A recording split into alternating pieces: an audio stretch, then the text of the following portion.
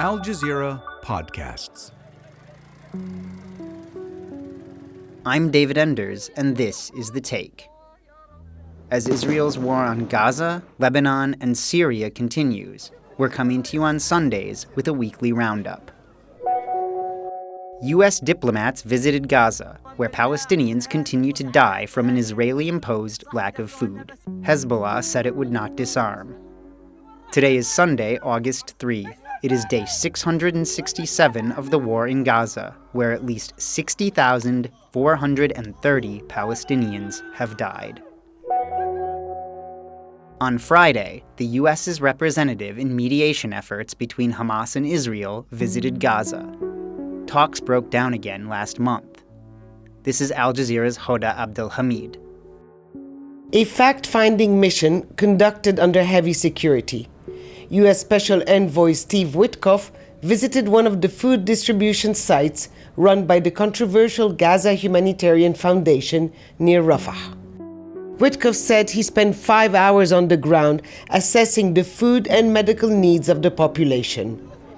He might have listened, but what the envoy didn't hear is the sound of gunfire ringing out at another distribution center operated by the Israeli and US-backed organization.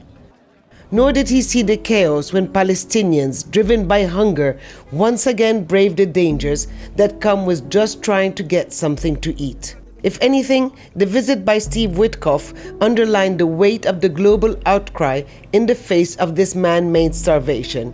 He will now brief the US president. In the meantime, more children are likely to starve to death while their parents risk their lives searching for food. Witkoff made his visit to Gaza as the number of Palestinians that have starved to death there continues to rise. At least 169 have perished from lack of food, and at least 1,373 Palestinians have been killed while attempting to obtain aid from US-run distribution sites.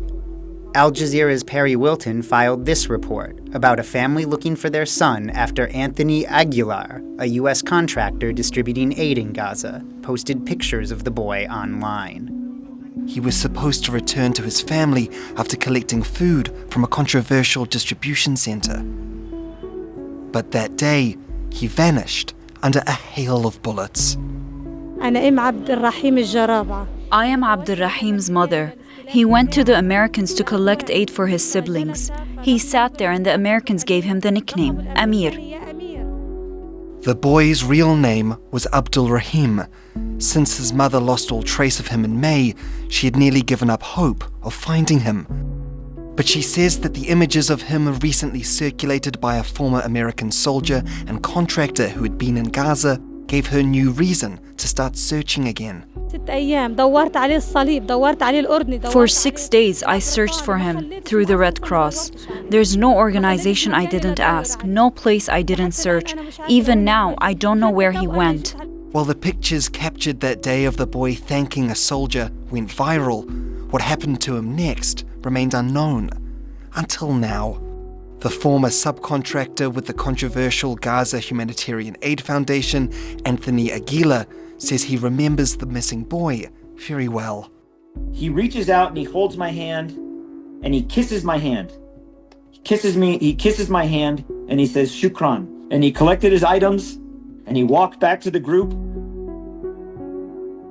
And then he was shot at with pepper spray and tear gas and stun grenades and bullets shot at his feet and in the air, shooting into this crowd. And Palestinians, civilians, human beings, are dropping to the ground, getting shot. And Amir was one of them. Amir walked 12 kilometers to get food, got nothing but scraps, thanked us for it, and died. That's what we're doing. In a speech he delivered on Thursday, Naim Qassem, the leader of Hezbollah, said the group would not bow to U.S. and Israeli pressure to disarm, raising fears of Israeli escalation in Lebanon. Israel strikes Lebanon almost daily, despite reaching a ceasefire with Hezbollah last November. Al Jazeera's Zeina reported. Rubble still litters the streets in Nabatiyeh, a city in southern Lebanon heavily damaged in Israel's strikes last year. Many of those who rebuilt did so on their own because of a lack of state funding. But Israel hasn't stopped its targeted attacks against Hezbollah despite a ceasefire. There's little support for the state's efforts to place all weapons under its authority. Hezbollah has acknowledged it suffered significant losses in last year's conflict, but it insists it will not disarm under the threat of a renewed all-out war. Its Secretary General Naim Assim says, "We know confrontation will be costly, but we will never surrender, and we are ready to defend ourselves." The Lebanese state, which has chosen dialogue over force, however, is under pressure.